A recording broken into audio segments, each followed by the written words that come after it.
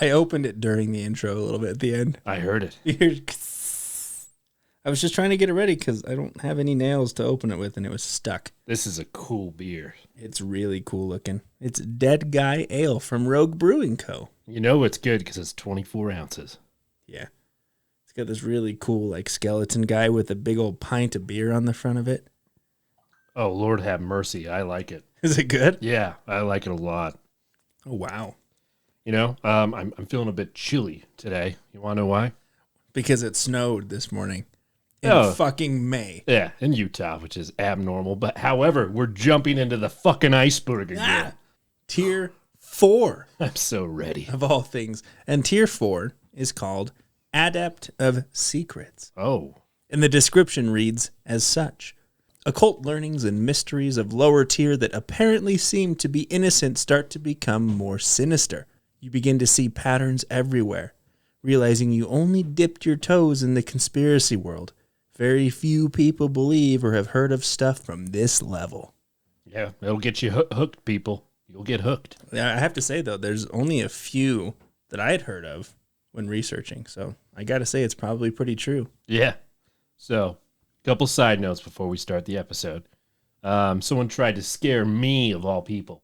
Oh. Scare Cleet. Like a jump scare?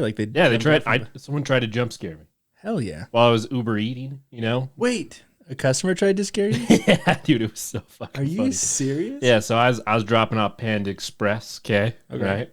And I go to this house, and it's like, just leave at the door, okay, regular stuff. I go to the door, take the picture of the item, click delivered, okay?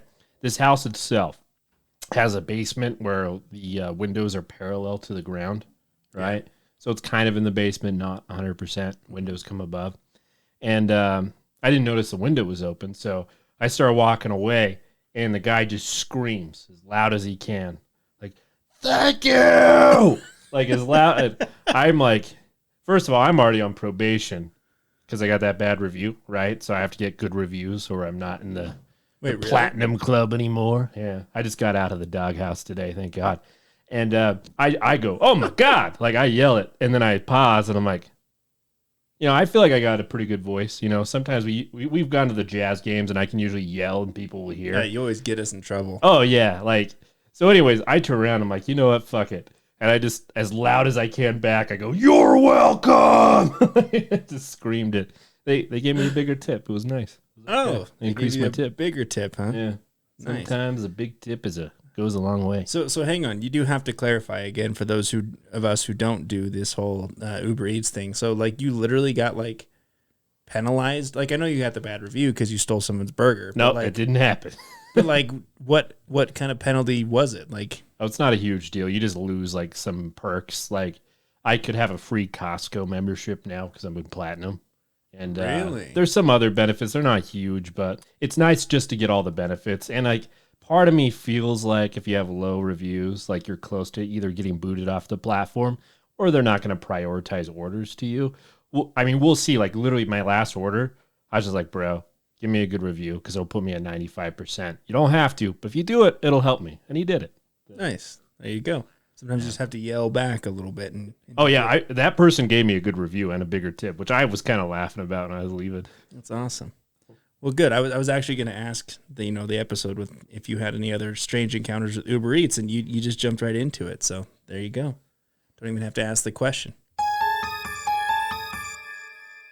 But you said a couple side notes. Did you have another story?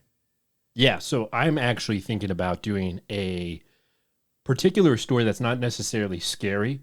I mean, to me, it kind of scares me because I've never really heard of it, but you know, whenever you're filling up for gas, you always see the sign that says unleaded gasoline, right? Right. And as a kid, I would always be like, well, you know, did they like remove the lead from the gasoline? What's the significance of unleaded? And, you know, I was looking it up and, you know, they don't actually remove lead from gasoline because it's not naturally made with the byproduct of gasoline. Like it was an additive created by someone, I think it was like Thomas Migley. Anyways, I want to cover him because it's interesting about the effects of having lead in gasoline throughout society, because when they introduced it, they believed that the lead, when they would burn the gasoline, would get aerosoled into the air, and that lead would enter people's bodies, and there was a study done, I believe, and it was saying that like 50% of America had their IQ drop.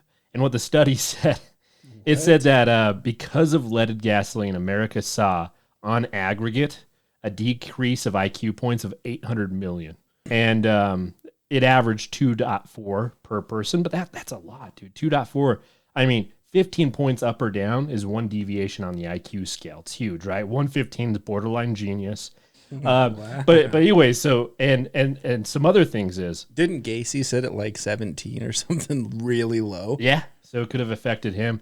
And they're saying that lead could have caused the rise of serial killers in the 1980s. It could have been one of the correlating factors. And the scientists did it for good causes, but it obviously led to bad things to society.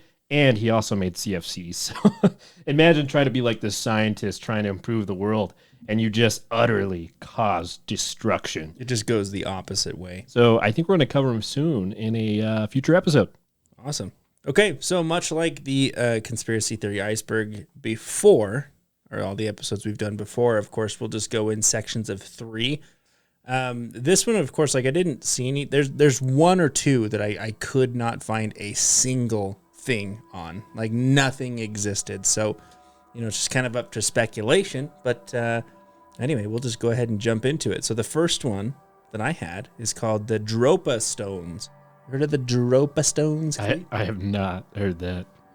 So it's kind of cool. So in the year 1938, a discovery was made in the nearly inaccessible mountain ranges on the border of China and Tibet. A Chinese professor of archaeology at Beijing University named Chi Putai and his students discovered a group of secluded caves in which were ancient burials containing strange humanoid skeletons. They were roughly 4.5 feet tall, and their skulls were abnormally oversized compared to their small frames. So it's like these 4.5-foot skeletons with these massive heads. Huh. Almost like either an ET or maybe another species of human that died out. ET, phone home.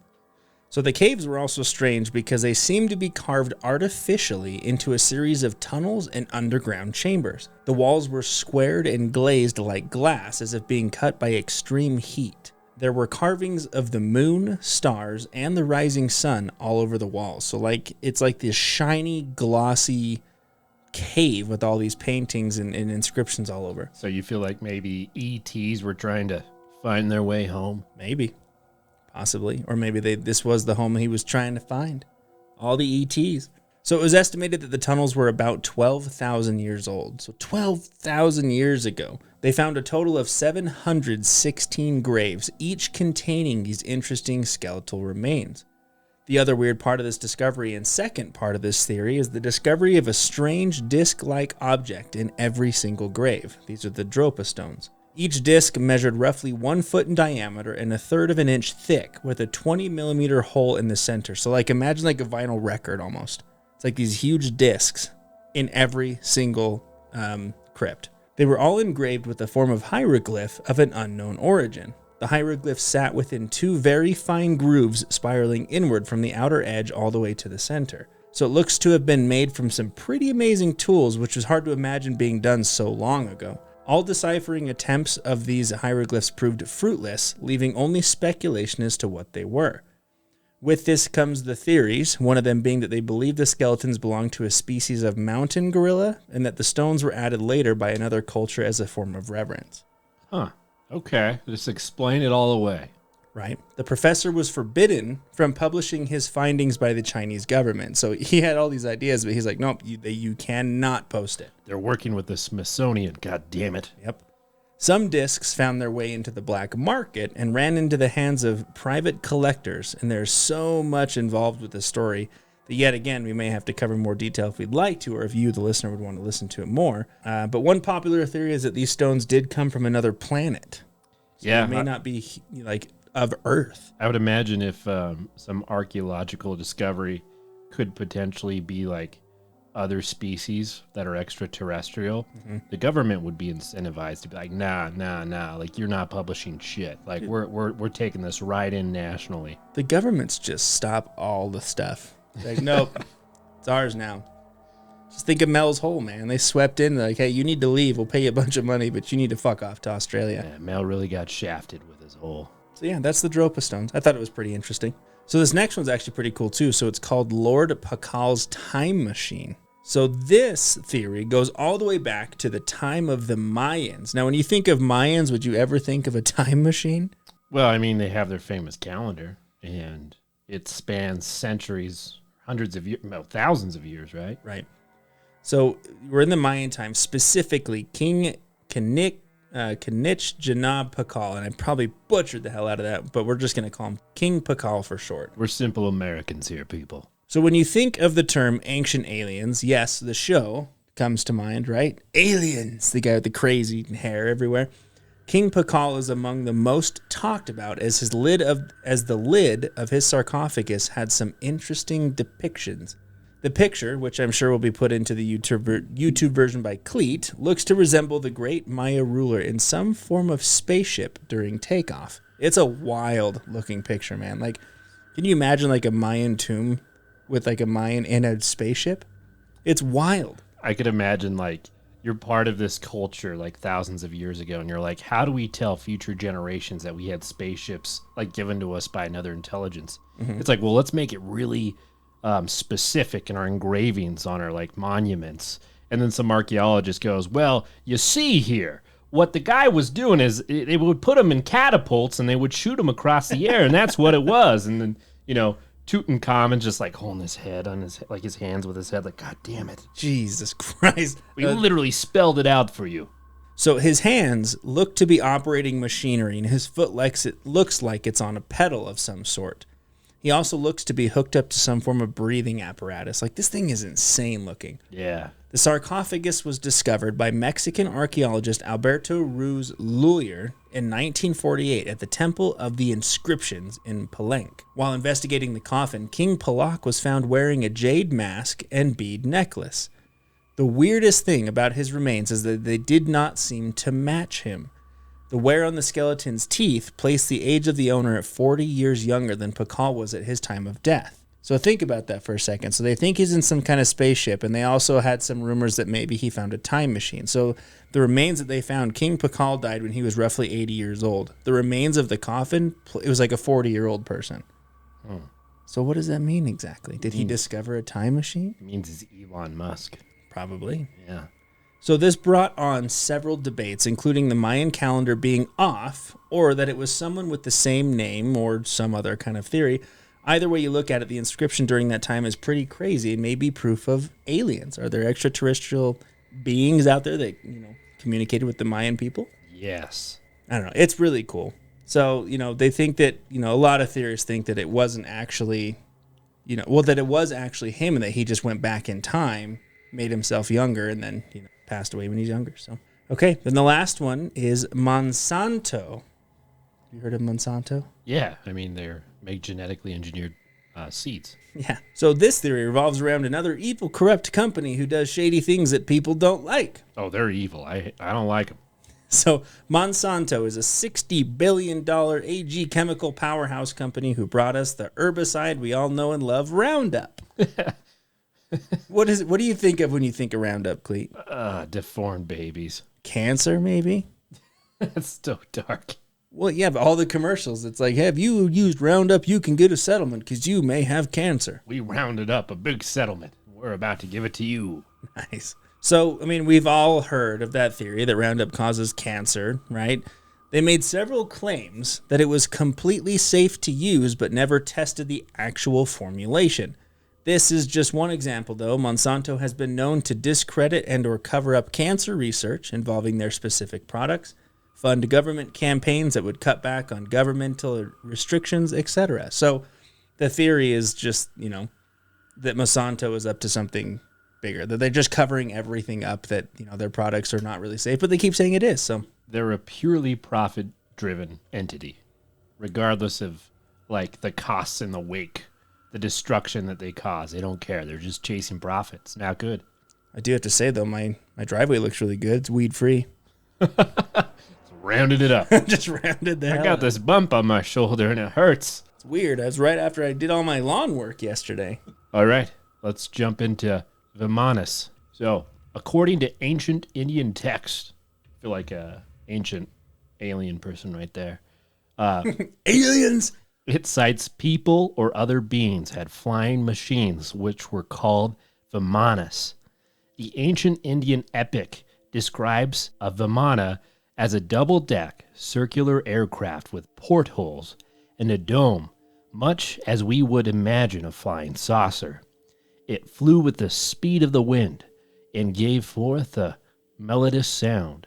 There were at least 4 different types of vimanas, some saucer-shaped, others long cylinders, described or looks like cigar-shaped airships. In 1875, Vimanaki Sastra, a 4th century BC written text by Bharavashi the Wise, using even older texts as a source, was rediscovered in a temple in India. It dealt with the operation of vimanas and included information on the steering, precautions for long flights, protection of airships from storms and lightning, and how to switch the drive to solar energy from a free energy source, which sounds like anti-gravity. So what you're telling me is the Wright brothers were not the first to introduce a flying machine? Yeah, apparently, man.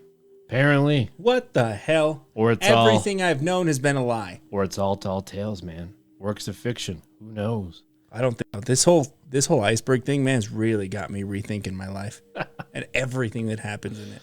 Maybe.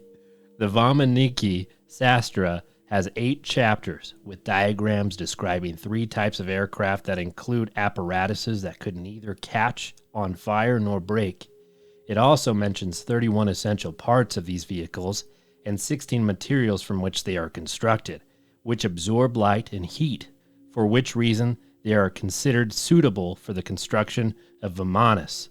So now, I'm asking for a friend here. How would one go about getting this book or this manual on how to? I'm sure you could find it on either Amazon or even just the internet. I mean, the problem is, has it been translated to English?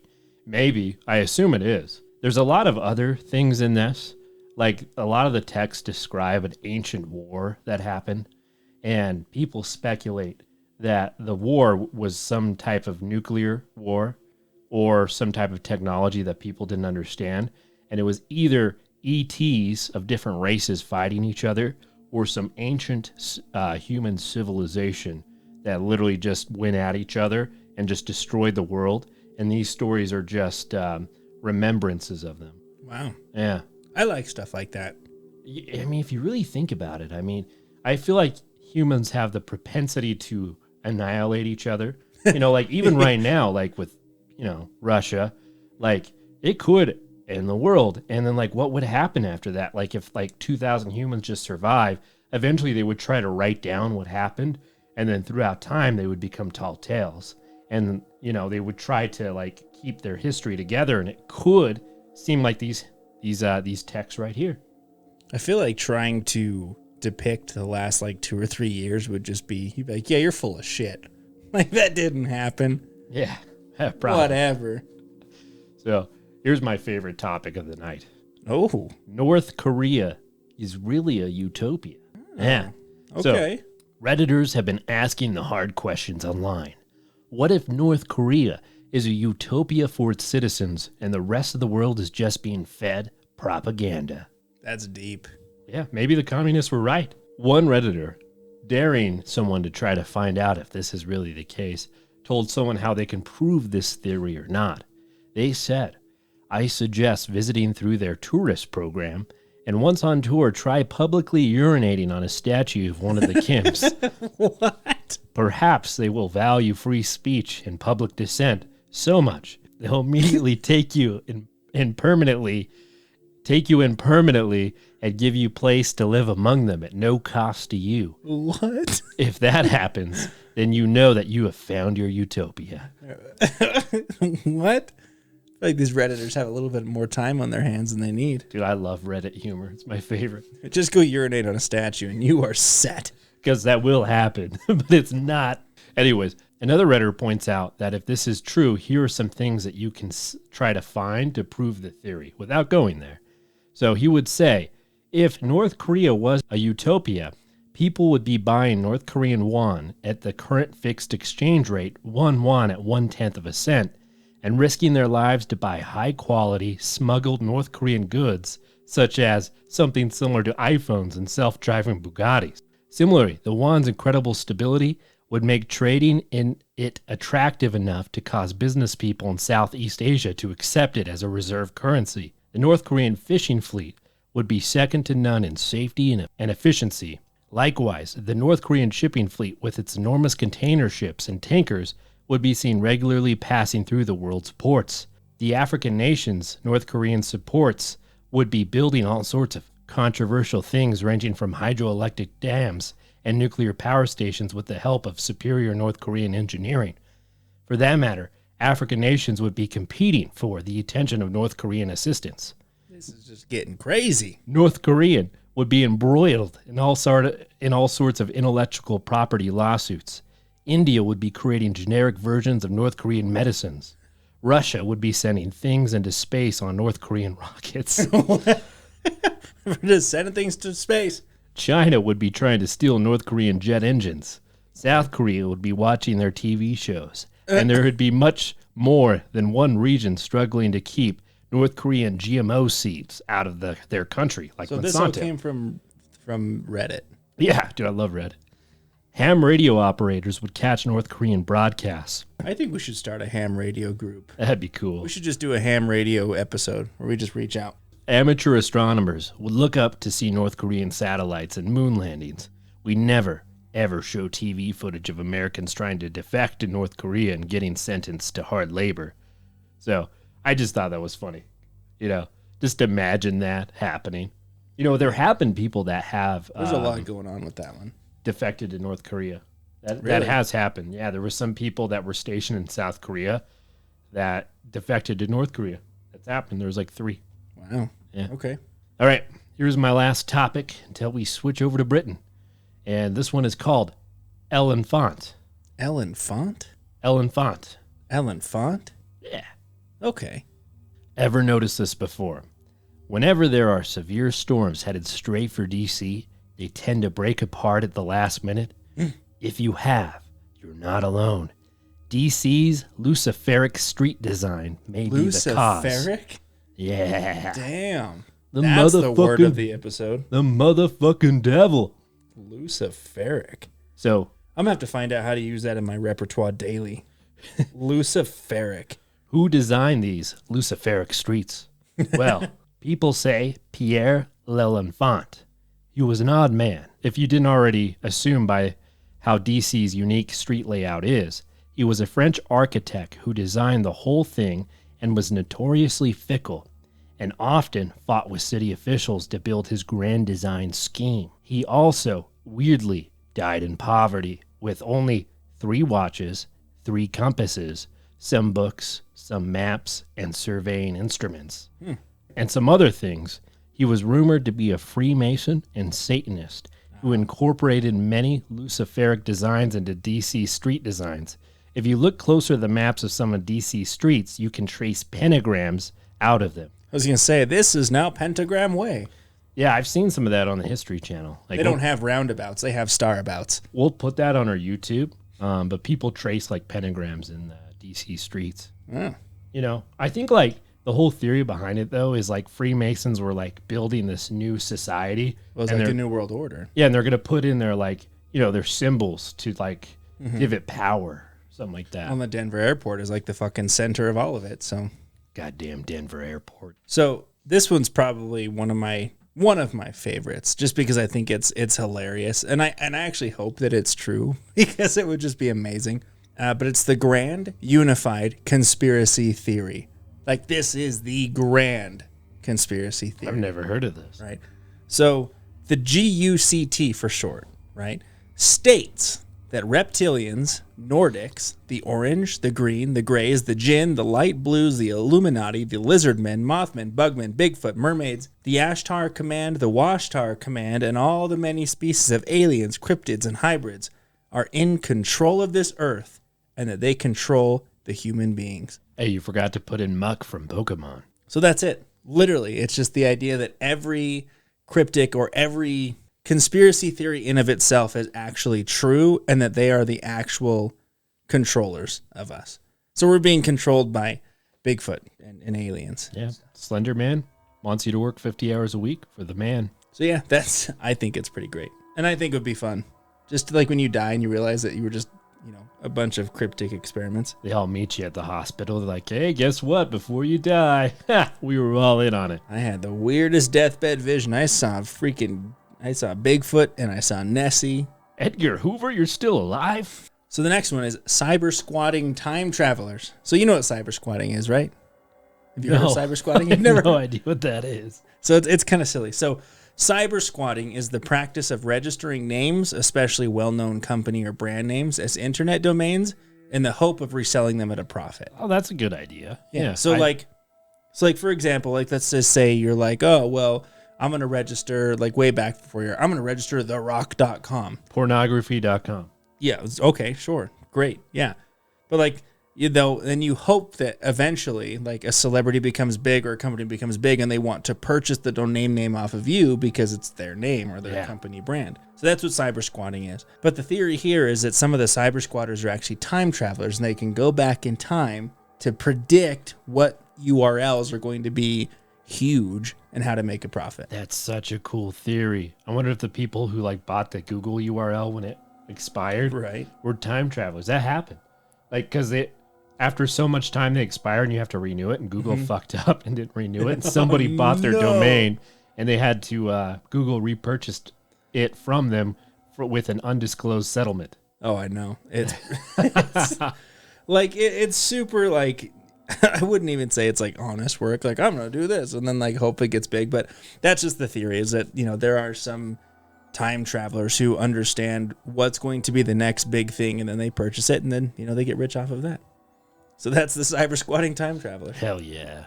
Okay. And then the last one before I send it back is Comic-Con child recruitment. So this one's pretty unfortunate. Obviously the name says it all. But the sad reality is that there are children who do go missing during the Comic-Con event. I mean, there's several Comic-Con. There's New York and I think San Diego. I've never been fortunate to go, but I want to. But the theory on this one suggests that it might be intentional and that Comic-Con may know about it. They're not behind it, but that they know about it and they're being paid to be quiet about it. So theorists do state that they're aware and they're paid not to disclose or even up security to allow child traffickers to continue to take children. Human trafficking's a real thing. Oh, it's a very unfortunate real thing. But so the big theory is that Comic-Con is one of the big things. It's traffickers are going to come take a couple kids here and there, and that Comic-Con knows about it and don't do anything to stop it. So wow. I always hate that when you have two really good ones and you end on a super depressing, sad one. It's yeah, these are fucking awesome. And then, aw. They're coming for your children. All right. So the next one is plastic surgery runaway. This theory believes that human trafficking is so prevalent in today's society. Oh, that's another human trafficking one? Yeah, that the professional class actively engages in it. When specifically looking at plastic surgeons, this theory believes that they will perform their craft on runaways or people that have been kidnapped to keep them entrapped by their traffickers. What? Yeah, imagine that, because you're either 18 and someone kidnaps you, takes you to a plastic surgeon, makes you unrecognizable who you were. What do you do? That's crazy. Yeah. That's wild. All right. The next one is Lifetide. This is a book written by Leal Watson. Concepts in this book include that humans are artificial, or can at least summon an artificial self through their thoughts, and it all has to do with introspection and the idea of looking inwards to bring out the better self. So it's just a self-help book with Eastern philosophies mixed in. Yeah, well, discover your chi. Yeah, I don't really know what the conspiracy is there, but... And then the next one, and I'm so sorry, I really couldn't find much on this, but it's just set... It's called Locations of Super Interest. Literally, I couldn't find a damn thing on here, but I can only recklessly speculate. Well, I personally really want to go to Ireland, so for me, that's a place of super interest. So... Well, to all our Irish listeners, I really want to visit your country because I'm pretty Irish in my family. It's a super interesting location for me, so I think that's what it is. Well, here's my question to you. Do you believe that holy sites were holy before the structures were built there that, made them such a sight to see? So, like, was it holy? Okay, so... Like a temple, like a famous temple. Right, no, it was a piece of land. So, and then it was made holy because they decided to build a temple on it. I think that this idea is that it was built there for locations transcend holiness, right? And that humans unconsciously build temples there or some type of great structure to honor its holiness. I'm not talking about the Mormon temples, but they could be in this theory, right? But you're talking about like the pyramids of Giza, the sphinxes, the pyramids in Mexico. Something draws them to that location. Exactly. Okay. Yeah. That's an interesting thing. Like for some reason, as a species, we're drawn to worship these sites and build temples or structures of holiness and hold it in great regard. Okay. It's kind of like this house was built to harbor Chris the ghost. Yeah, Chris. Whom we haven't talked to in a while. We need to talk to Chris. We need to talk to Chris. He's probably like, you guys give me a portal to talk to people, and then you just, you don't ask me anything anymore. Yeah, some shit has been falling off shelves. I'm like, Chris, we'll talk in a minute. Just chill the fuck out. I promise. Next episode, bud. We'll get you. So we're going to start off this next group with something called the Baltic Anomaly. This one's actually kind of cool.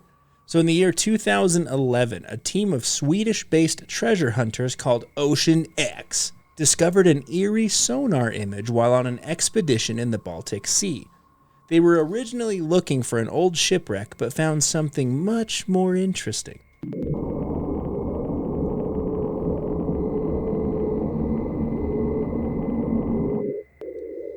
What did they find? The image showed a 200-foot diameter circular object with features such as ramps, stairways, and other non-nature forming structures. I've seen it. Yeah, it's interesting looking. It looks like a fucking UFO. It does. It really does. So it almost looks like some kind of spaceship resting on the seafloor, which is the biggest theory among theorists, is that a spaceship entered orbit, crashed into the Baltic Sea, and then just rested on the ocean floor. Dude, I mean, it literally looks like some kind of spaceship. I'm just saying, it's either a UFO or Mother Nature fucking trolling us. Like, that's the only two possibilities. I know what it is. I have it here. I almost don't like to tell it because I like the theory to go on. It's Mother Nature saying, I'm going to get one on them humans. Right. No, like literally, like I'm sure we'll post on YouTube. Cleet's really good with the YouTube stuff, but like it genuinely looks like like a spaceship sitting on the Baltic seafloor. So the team that originally found it, they did go back to get another clearer image, but claimed that they had mysterious electrical interference. Other theories state that it's an underground Stonehenge or even an underwater bunker. Okay, so this is where the fun kind of goes away, of course, because some divers did go down and collected samples for scientists to research because they wanted to know exactly what it was. The conclusion is that this anomaly is nothing more than a glacial deposit. Bullshit. Bullshit. I'm going to say bullshit too, because I like the idea that a spaceship just fucking wrecked into the ocean. So yeah, that's that. That's pretty cool. This one, I genuinely could not find much on, but it's planned extinction or eco-triage. But the theory, essentially, from what I could find, revolves around the idea that eventually the human race will be extinct, which will allow the Earth to recover and heal, and that it's not necessarily a bad thing. Yeah, that's it, essentially, is that, like, humans are destroying the planet, and eventually, like, we're going to wipe ourselves out, and the Earth is going to heal, and it's not a bad thing because the Earth needs to heal. At least the environmentalists will be happy. But dead. Right. And then the next one is Haunted Locations World Map, which sounds amazing. That does sound cool. It's another vague theory, unfortunately, but apparently there are documents and maps that show of haunted locations in the world. Not like supposed haunted locations like top 50 haunted motels you can stay at and the worst grave, like actual genuinely haunted locations. That apparently there's documents that exist. But I do think it'd be kind of cool to have this huge map, like in our possession, to like actually visit haunted places. But that's the theory, is that there's an actual world map for haunted locations. Yeah, I'd go. This one is called Artificial Poisonous Snow. January 2014. Many postings on YouTube were showing pictures of people in the U.S. holding butane lighters to patches or pack snowballs of recently fallen snow. and finding that the snow did not readily melt and seemingly turned into soot rather than water when exposed to flame. Such videos were typically accompanied by the claims that the snow was not natural and was instead some artificial substance composed of chemicals or plastic, with many of those claims somehow connecting this phenomena to the existence of chemtrails. Yeah, I was going to say, that's the chemtrails. It's the plane leaving those damn white chemtrails all over the place. Son of a bitch. Artificial snow. Other people say that it could be sent by some supernatural being. Generally, this poisonous snow has been reported in the Midwest. Aliens. Yeah. I've seen those. I've seen those YouTube videos, and dude, they look weird. Like, you don't expect the snow to turn black when you burn it. But, like, the way I see it is it's probably just pollution mixed in the snow, and you're just, like, burning whatever, shit. It's just like in February, Yeah. in the winter, when you're driving down the road and all the snowbanks are just fucking black. It's just all the nasty air. It's the nasty dirt that collects in the snow. I don't know. And look, we live in a day and age where videos can be doctored. They can be edited. No, like, they're real videos. They straight up are real. And they can be explained, but I don't know. It's interesting. It also reminds me of, I saw this video of people in, like, Alaska, and apparently, like, if you boil water and you throw it up in, like, freezing temperatures, well, no, immediately, like, turns into, like, snow, like, quicker than, like, if it's just warm water. And they call it sublimation or something like that. It was the scientific term. I don't know. Snow's weird, man. That's all I'm going to say. Snow's weird, Snow's man. weird. Yeah. Snow's weird, man. All right. You ready for the next one? I'm so ready for the next one. This one is called King Babylon's World Control. Oh, damn. I'm hooked. I'm invested. This conspiracy is referring to the book of Revelations, where it states that Babylon will be the downfall of new world empires. Don't know what this is, but it could mean that a strength will rise up from the east, concentrated on a specific leader who will dominate and control other current world powers. Definitely not Xi Jinping. All right. I'm going to dominate all the powers. Last one. Depopulation funds. Oh. This is the idea that the global elite are uniting to stop overpopulation globally. Most conspiracy theorists believe Bill Gates is heavily involved in this scheme, as he has publicly iterated many times that the biggest challenge for humanity going forward will be overpopulation. This conspiracy believes that dark money is being allocated around the globe to support initiatives and narratives to get rid of people referred to as useless eaters among the elite class. What the fuck? These people are considered useless by the elite, and if taken out and quickly, the remaining humans will be able to live in harmony with Mother Earth. If someone ever walked up to me and said, "Hey, you're just a useless eater," that hits deep. Dude, historically that word's been used, and I wouldn't be surprised if it is used sometimes today. Because you got to think about it, like, the Earth is getting polluted to, like, a huge degree. And, like, oh yeah, you could argue, like, there's too many people in the world. Now, yeah. The argument is, should we decrease the population, or will the increase of population lead to better innovations? That's the argument. And there's also the whole thing where, like, you look at, like, plagues or natural disasters. Like, typically, the world can reset itself pretty damn quick. Yeah. Not to mention you have the British ruling class. They believe in depopulation. I think the only billionaire that's, like, for having children outspokenly is probably Elon Musk. Yeah. So this theory is that SCPs are based on real life. Now, if you don't, like myself, know what an SCP is before I started researching it, I had to, like, do some digging, because Cleet actually sent me this idea of covering SCPs on some episode. I'm like, I don't know what the hell it is. So SCP in this instance stands for Secure, Contain, Protect. Yeah. So the theory is that there is a foundation called the SCP Foundation, whose job it is to secure and contain anomalous creatures and items in order to protect normal civilian life, even across multiple universes. Yeah. So, and there's like another spin-off of this theory, is that there was an employee of the Foundation who leaked all the files. So, like, the rumor is that, like, you can find out the SCPs, which I'm assuming we'll do on episodes, but, like, the theory is that there's, like, some employee, some disgruntled employee who leaked all the files, like, here you go, though everyone knows about it. Yeah, we have an idea for a future podcast just to start going through the SCPs one and up and just keep going forever. Because, it's built by the masses, so the list always increases. Mm-hmm. And they're just cool to cover. Yeah, but it's just like, there's cryptids and all these items. It's just like, it's this place, it's this organization. It's like, we're housing all these to keep everyone safe. This one is actually kind of fun. I thought it was interesting. But this is called holotropic breath work. Huh. Have you heard of holotropic breath work? Oh, I do it all the time. Oh, I bet. This practice was developed by scientists named Christina and Stanislav Grof in the 70s. It was created as a response to banning LSD in the 60s. So LSD was banned. I'm against that. And they're like, we're going to do this because we need to get our high somewhere. So what the hell is it? Well, if you Google this, you're going to get something that says, holotropic breathwork is a technique that can evoke powerful release of suppressed trauma and should only be done under the supervision of a Grof-certified holotropic breathwork facilitator. Yeah, my friend drank a whole quart of LSD and woke up 2 years later in a boxcar and a banjo, had a finger in his hand and a wedding ring. He had no idea what happened.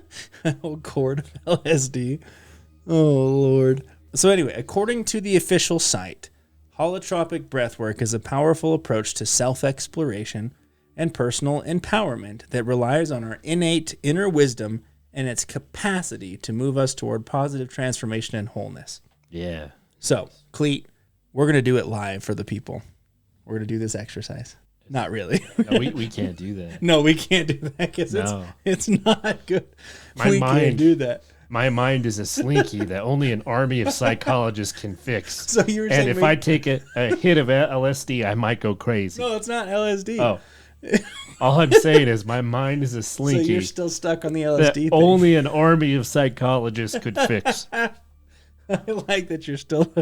Yeah, Cleet, I brought some LSD to your house. We're going to take some and just record the rest of the episode. No, so what I'm going to do is I'm going to kind of talk about what the process is because it's wild. So the whole process lasts anywhere between 3 to 12 hours, and it has 4 main components. The first is environment, recommending a large, open, spacious area free from distractions, so definitely not where we're at. It should use candles or daylight rather than artificial lighting. You should also use evocative music in the background, something that helps trigger thought and imagination, right? Just kind of really soak it in. The second component is sitters and facilitators. This practice should always be done in pairs, with one person being the sitter and the other the breather. Then they switch roles. As the sitter, you are to be present and available if the breather becomes distressed, but not to interfere unless explicitly needed. The facilitator is there to safely guide the process. The third component is technique. The breather should lie on the floor, flat on your back, with your eyes closed. Then various music is played, from rhythmic drumming to heart music, and the breather will breathe deeper and faster, but avoiding hyperventilation. That's the point. Avoid hyperventilation. The fourth and final component is reflection. This is where you reflect on your experiences after. Usually you're led into a workshop with some art supplies to paint a mandala. So the theory on this is that by doing this, it's a form of reset button on the body and gets you more in touch with your inner self. Goddamn hippies. But so essentially, and it's actually kind of crazy because what you do is like you breathe super fast and rapidly for a short period of time. And it's actually really dangerous to some. Like if you have a medical condition or like you have like a lower immune system, it could kill you. Like it's not good. The benefits outweigh the cost. So I don't know. Maybe one day we'll do it. I'm not ever going to do this. The last one is hermeneutics. So the definition of this one is the branch of knowledge that deals with interpretation, especially of the Bible or literary texts. So from what I gathered online, this came from Jewish and Christian histories, and the primary purpose was to discover the truths and values expressed in the Bible. It also has connections with the interpretation of the sacred texts and other religious traditions such as the Quran. So it's like an actual full-fledged super understanding of what the biblical texts are. The encyclopedia of religion. Exactly. Brought to you by Britannica. That's a good way of putting it. Well, let's talk about the sea people. Ha! Goddamn sea people. From 1200 to 900 BC, there's a group of people only known as the sea people who went around the Mediterranean Sea and fought different nations like Egypt. These people were described as taller than the average person, but not giants. I call them merfolk. They were great fighters and plunderers. This is considered to be the first rendition of pirates. And what's even crazier is people still do not know to this day where they came from. They just plundered and left. They hit it and quit it. They took Egypt's treasures and left. They're like, this is what we're here for, and we need nothing else. Are you at least going to call me back? Nope. They're gone. Cryptogeography. This is the study of paranormal places. This would include the Bermuda Triangle, Cleet's office, the Devil's Triangle, Skinwalker Ranch, much more. That's it. That's all I got. Wait, what? Yeah, it's just the study of paranormal places. Okay. Yeah. I wish we could tour Skinwalker Ranch. Dude, I think about that a lot. We just need millions of dollars like Post Malone. He was able to go through. Let's just reach out to the billionaire guy on the History Channel show. Like, dude, I will dig on that property for days. Post Malone, if you're listening to this, will you take Cleet and I to Skinwalker Ranch the next time you go, please? You know what I'm referencing, though? Have you seen the History Channel? I watched. I tried. I got halfway through the episode, and they'd like the guy's name was Dragon or something. Yeah. I'm like, I'm done. They're like, whatever you do, don't dig. This guy like got cancer. I'm like, bro, just give me a shovel. Like, let me go. I'll dig all goddamn day. I ain't no bitch. I literally, because we had just covered the episode a couple weeks prior. I'm like, oh hell, I'm gonna watch this show, and I'm like, oh, I'm gonna watch. It's gonna be cool. And then the lead investigator Dragon. I'm like, I'm out. I'm done. Dragon. I can't do this. All right. Infrared laundry balls. I didn't know this was a thing. I buy these from Costco in bulk. Please don't tell me you do that. A laundry ball is a ball-shaped object said to clean clothes by mechanical action when used in a washing machine, obviating the need for detergent. Tests have shown, however, they don't work any better than just plain water. They are often sold by multi-level marketing operations, which are famous from Utah. You're welcome, you sons of bitches. Wow. There are two motives for this over-conventional and orthodox cleaning methods. There are two selling points that multi-level marketing firms try to sell these products to people. One, you can protect the environment from all the nasty chemicals. And two, you can save money by not having to buy detergent. These are indeed real benefits of laundry balls. Well, barring any nasty chemicals used in the manufacture, marketing, and packaging of the transportation of these laundry balls. It's like just kind of seems like snake oil, really. You know, it just seems like essential oils. And I really hope that people aren't using these as detergent because they don't do anything. And they like say it's like, oh, well, the infrared helps you clean it. The thing is, though, like what people don't understand is everything emits infrared energy. Like everything does. What happens? You know how you know what infrared is, right? Yeah. So like, I'll just explain it to our viewers. So you have sunlight. It travels all the way to Earth. And it gets absorbed by like anything, your house, the grass. The grass absorbs it, and then it gets reflected back as heat. And that is what infrared is. It's also entropy. Yeah. Fun. All right, well, on that topic, since we're being all sciencey, let's talk about neg entropy, or neg entropy, or negative entropy. So this is a theory based on negative entropy, which of course is the opposite of entropy. Let me put my thermophysics hat on real quick because this is all sciencey and everything. So we all know that sources of energy come from a form of heat, as we've just talked about. Heat either goes in or goes out, but heat is dispelled through entropy. That's just what entropy is. Now, if we all think of the opposite of that, negative entropy would then bring in heat. Theories go on and on about this, but it could become some kind of endless process in which something happens without an energy source over and over and over and over and over again. Is the universe doomed to become cold and desolate? Or is our human understanding of it just flawed and looking at it at a short time horizon, and maybe somehow the universe recycles itself? This is what we talk about in the abyss all day long. So yeah, that's the theory. It's weird that these are like piggybacking off of each other like that. Okay, so this is the one theory that I legitimately found absolutely nothing on, and it's Nexus 7. So if you Google Nexus 7, and you're going to get the Nexus 7 tablet. That's it. Just send me to porn sites. Literally nothing.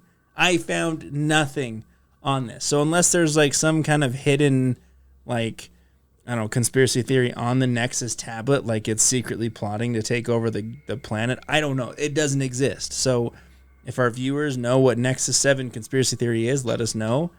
I have nothing on it at all. Well, fuck. And this next one is actually probably my favorite one, and it's actually the topic that I'm going to be covering next episode in full. Hell yeah. So I'm not going to be going too much into it, but it's called the Black Hope Curse. I have no idea what this is. It's pretty crazy. But in short, a family in the 80s bought a home in Houston, Texas. They described it as their dream home, but little did they know that this house had a very, very dark secret. It all began when an old man showed up at their door with an ominous warning about bodies being buried in their backyard. The husband, being curious, began digging, and to his shock, found 2 bodies, side by side. The bodies were reburied in the yard, hoping to let the spirits rest in peace. But things got progressively stranger and scarier as time went on, including shoes missing, clocks being unplugged, and so much more. So, I'm not going to go into too much because I do want to do a deep dive, but, it gets crazy. There's some crazy things that happen, and essentially, it's kind of like a burial plot type thing, but it's the Black Hope Curse, and essentially the Houston, the theory is that the curse around those bodies still haunts the town. So stay tuned next week for that. Well, when I buried myself outside of my yard, I was looking at me from the window and I said, nobody exists on purpose. Nobody belongs anywhere. Everyone's going to die. Come watch TV. Rick and Morty. It's like the best quote from the show. You're an idiot, and I can prove it mathematically. I love that show. Oh my God, I can watch that show for hours. That's my 3. The next one is Falun Gong. So I know what this is. I don't. Falun Gong emerged towards the end of China's Qigong boom, a period that saw proliferation of similar practices of meditation, slow-moving energy exercises, and regulated breathing. Falun Gong combines meditation and Qigong exercises with a moral philosophy. The practice emphasizes morality and the cultivation of virtue and identifies as a practice of the Buddhist school. Through its teachings, also incorporates elements drawn from the Taoist traditions. Through moral rectitude and the practice of meditation, practitioners of Falun Gong aspire to eliminate attachments and ultimately to achieve spiritual enlightenment. The practice initially enjoyed support from the Chinese Communist Party officials, but by the mid-late 1990s, the government increasingly viewed Falun Gong as a potential threat due to its size, independence, and spiritual teachings. By 1999, the government estimates placed the number of Falun Gong practitioners at 70 million. During that time, negative coverage of Falun Gong began to appear in the state-run media. Practitioners usually responded by picketing the source involved. Most of the time, the practitioners succeeded, but controversy and tension continued to build. The scale of the protests grew until April 1999, when over 10,000 Falun Gong practitioners gathered near the central government compound in Beijing to request legal recognition and freedom from state interference. The demonstration is widely seen as catalyzing the persecution that followed. Because, dude, some fucked up shit happened to people that, practice. They killed them and, harvested their organs. It's not good. Oh, Lord. People don't know about it. But anyways, there have been allegations that Falun Gong was funded through the CIA to overthrow the government of China. What a twist. And there seems to be maybe ties there. We're not sure. They are also said to have specific media groups in the U.S. that are anti-communist and funded through them, such as the Epoch Times and China Uncensored, which I actually watch China Uncensored. I like them. But anyways. Well, I'm sad that all that shit happened to him. Yeah, a lot of people died. All right. The next topic is geometrodynamics. Wow. Just getting all sorts of fucking science.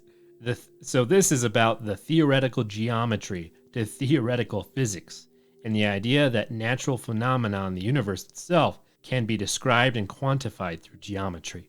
That's all I'm going to say. I don't fucking know, man. You fucking look it up if you think you're smart. All right.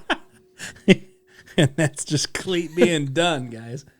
Man. This one is Tor is owned by the government. What? You know what Tor is, right? No. So this is the reference to the internet browser called Tor, also known as the Onion, that allows user to access the dark web. Have you ever downloaded that? Yeah, no. Yeah. I've never downloaded. I know what the Onion is. I have. I tried to look into it. Of course you have. The theory is almost certainly true, as it has been officially reported to be owned by the government. So that actually came out later. It used to just be a theory, but this is 100% true. It was created to help the government ops programs, like for other countries to report other, powers doing something bad. Like you report it through here and it's like anonymous. And it can also help the government monitor certain transactions to see what people might be doing illicitly, like the Silk Road. So it's like, here's this dark web browser. It's totally dark and no one knows. Just kidding. Before this was proven, people would point out that the upkeep costs of having X amount of servers to run the Tor browser was a ton, and that only specific state departments could fund something like this. Damn. This is 100% true. That's crazy. Fun. Okay, so I'm going to do my last three, and then Cleet will finish us off on part 1 of Tier 4. So the first one is Cave Dweller Holocaust. Yeah, did you murder all the cave dwellers? I didn't, but humans may have. So the theory states that a humanoid species called the troglodytes were wiped out by another humanoid species, that being humans. Apparently, humans hunted and killed all the cave dwellers, also known as troglodytes, causing them to go extinct. That's a theory. Is that there were two humanoid species, us and the troglodytes, and that humans just wiped out the troglodytes, and that's why we're around. That's it. I hate them. They had it coming. Taking those caves. But there is a hollow earth with dinosaurs and Hitler. They went down there to go fight Hitler and the dinosaurs. I guess. The hollow earth thing is just insane. And to fight the guy from The Mummy. Brendan Fraser? Yeah. He's actually starting to act again. I'm excited. I like Brendan Fraser. I like him too. Okay. So the next one is Trilateral Commission. This theory talks about yet another elitist group that meets twice a year to do what elitist groups do. The group was founded by David Rockefeller, yes, that Rockefeller, in 1973. The group fosters cooperation between Japan, Western Europe, and North America. The meetings are held twice a year in Japan to go over all the important things that these groups go over, which is full of conspiracies. So what exactly are they doing? Well, we don't know. Now, there are certain events, such as 9/11 and the JFK assassination, that was pinned on this group, like they were behind it, which is interesting because they weren't actually even around for the JFK thing. So, they're blaming them for that, but they weren't even a thing. Or were they? So that's the Trilateral Commission. You see, what we'll do is we'll put fluoride in the waters, and the sky, we'll put chemtrails in there. And when it snows, it's just ash.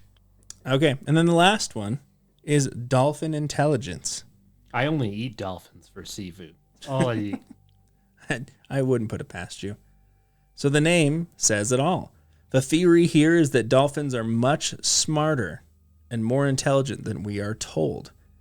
So I had a pretty fun time looking at this because there's a lot of theories, and I mean a lot of theories, more than I thought, revolving around dolphins, because there's some interesting ones on the intelligence of these majestic creatures. They got big brains. One theory is that dolphins share a collective consciousness, kind of like a hive mind. I mean, dolphins have been around for 50 million years, and their brains have only grown in size, so what kind of knowledge do they have? That plays into the next theory that dolphins know something we don't.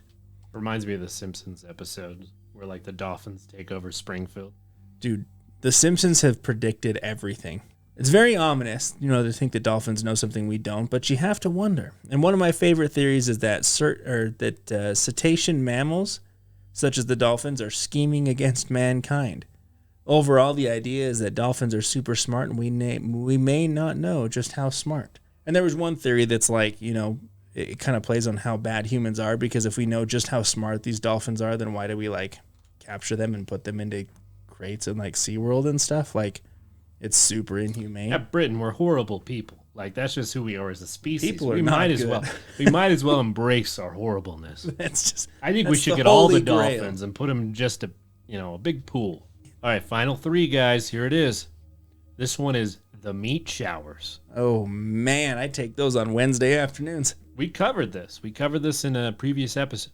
Yeah. Oh, it's the same one that I covered? Yeah. That's a thing. It's not a theory. It happened. Yeah. No, it is, right? It is. This is the razor blade tornado that just fucking came through and just wiped out a meat processing plant.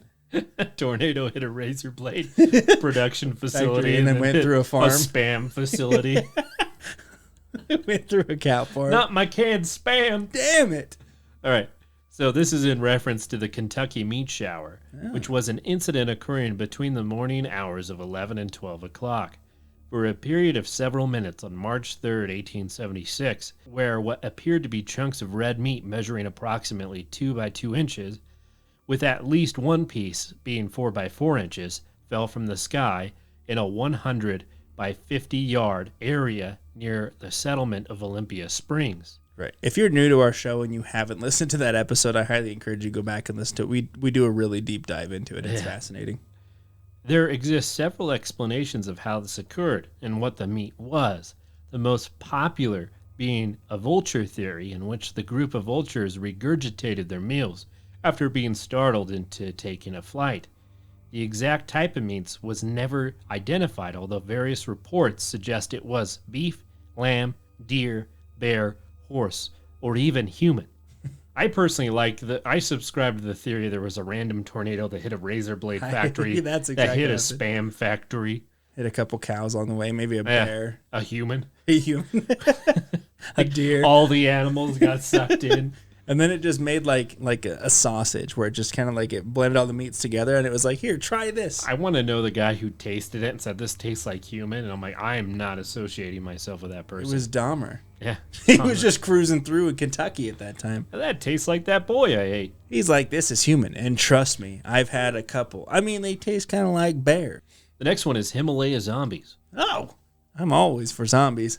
So the Himalayas, there's something called the Rolangs. It's sort of a zombie-like being that originated from the Tibetan folklore and tales. Ro stands for a corpse, while lang means to rise up. So Rolangs literally means a corpse that has risen up. Sounds like Rolaids. So you eat a Rolaid, you're eating a corpse that has risen up. Do you got some Rolaids on you? No. These creatures are said to be created through the power of a sorcerer by performing an evil ritual. Rolangs are said to lack the ability to speak, and they are very stiff, causing them to lurch in movements instead of bending any joints. You have just described a zombie. Right. They do not make the usual groaning or moaning sounds associated with zombies, but are known to wag their tongues back and forth at the sight of prey, like humans. So they're just going like this, like, ah. I don't know what's more terrifying. See some shambling thing like, that's fucking awful. That ruined my whole night. This creature is so popular in Tibetan folklore that some areas even go as far as having low doorways so the Rolangs who can't bend are just unable to enter. Bang their heads. Dunk. Just going dunk. The tongue licking my door frame. The tongue of these creatures is black in color and is usually considered to be the lifeline of the Rolang. Thus, it is assumed that cutting off the tongue of the Rolang will, in some cases, reduce the creature to a cloud of fine dust. The hell? Reminds me of like killer clowns when you punch them in the nose and they blow up. So like it's not enough to cut the head off. Now you have to like chop the tongue off too. That's hard. It's difficult. Yeah, the tongue is such a small target. Rolangs have no physical feeling or emotions and thus are able to withstand all types of trauma that would be too much for a living human to bear, such as a great heat or cold. This is why the Rolangs have been able to survive in the harsh conditions of the Himalayas, and why they are probably unheard of for so long. That is genuinely creepy. Like, just the Himalayan mountains, you're like hiking, you just hear they're just like cruising down to get you. Oh my God. That noise is so awful. All right, here's the final topic. Don't leave our podcast. Listen to this. Last one is deep philosophies. Oh. This is the idea that whenever judging something like a person, an idea, or piece of work, that interacting with other people is useless. And you have to pull out everything from yourself in order to understand how you feel about it.